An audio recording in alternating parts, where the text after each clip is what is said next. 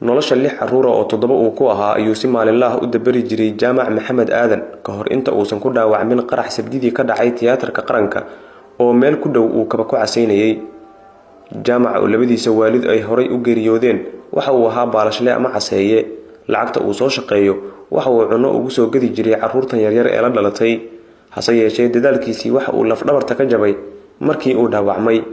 reerku hadda dabka ma shitaan sababta oo ah Jaamac waxa uu maalintii soo shaqeeyo ayaa caruurtan dabka loo saari jiray, balse hadda waa dhulyaal qaraxii ayaana sababay in ubadkan aan dabka loo shidin. Maryan Axmed Macaane oo isku hooyo ay yihiin Jaamac ayaa ii sheegtay in dabka aysan shidan markii ilmahan yar ee adkaysan waayaanna dariska loo soo baryo. Jaamac Maxamed wuxuu ahaa wiil walaalkay wuxuu ku dhaawacmay qarax ka dhacay hooyooyinka wuxuuna ugu soo qaraabay ciyaalkan yaryar iyo anigoo walaashiisa ah. marka waxay ahayd oo kale dadweynaha walaalahay waxa ka codsanaya waxa ala wixii tabar oo Ilaahay noogu soo qaaday in naga soo gaarsiiyo. wuxuu caruurtu waxay ka kooban waa u jeedin 6 ruux asagoo 7 uu ku yahay. caruurtana asagoo waa ka yareeyeen wuxuu caseeyaa noogu keeno ayaa dib ku shida jirnay. maadaama markuu dhaawacmay wiilku noo soo qaraabay anagan waxa heesanaa asaleen idaa diriska wax noo keenaan. agoon baalashle Jaamac Aadan inta uusan dhaawacmin sabdigi ka hor waxa uu maareyn jiray nolosha caruurtan yaryar ee u jeedaan 6 ka kooban isaguna 7 uu ku yahay.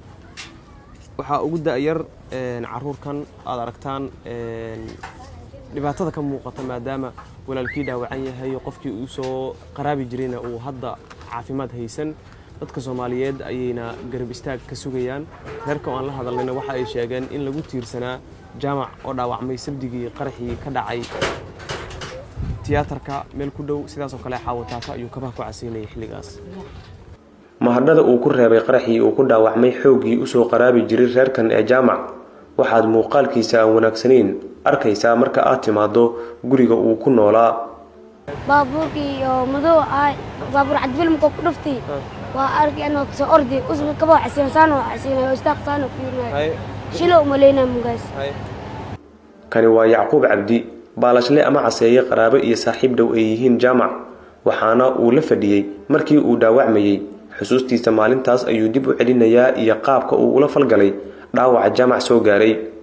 walaalkay Jaamac mikii quraac inta isku cunni yaaqsatagi xaga istaagi mikii xag istaagi baabuur madow xag dhacmgaas cad bil ku dirsaday mikii marshboodi goonay qaraxiya dhacay oo soo laabtay soo faraa dhig socdo iyo caloosha arkimadees oo aqdada qaaday isbitaalka geeyeen. 12 jirkii nolosha reerkan caruurta u badan dabari jiray oo hadda isbitaalka ku jira ayaa wajahaya xaalad liidata oo caafimaad darro mana haystaan wax ay ku daaweeyaan sida ay sheegtay Maryan Axmed Macaane oo walaal ay yihiin Jaamac. dhaawac wuxuu ka soo gaaray dhinaca calooshii gacanta faraha qaar hore ama qanaa la dhahay. anagan waxa ku daaweysana ma wahaysan waa u jeedin xaaladeena. Jaamac Aadan Maxamed oo ahaa caseeye ama baalashle kabaha tirtira halkan ayuu joogay sida naloo sheegay markuu dhaawacmayay. wiilkan yar ayaa la socday sida uu inoo sheegay. dhiigga halkan ku yaalana waxa uu qabaa inay tahay qayb kamida wixii isaga ka baxay. 2 gaari oo isku dhacday qarax ka dhashay ayaa sababay inuu dhaawacmo oo nolosha reerkii uu dabarayay halka ay ku istaagto.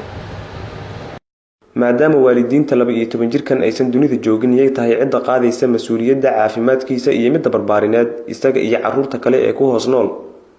Calaadan Muumin Goobjoog, Muqdisho.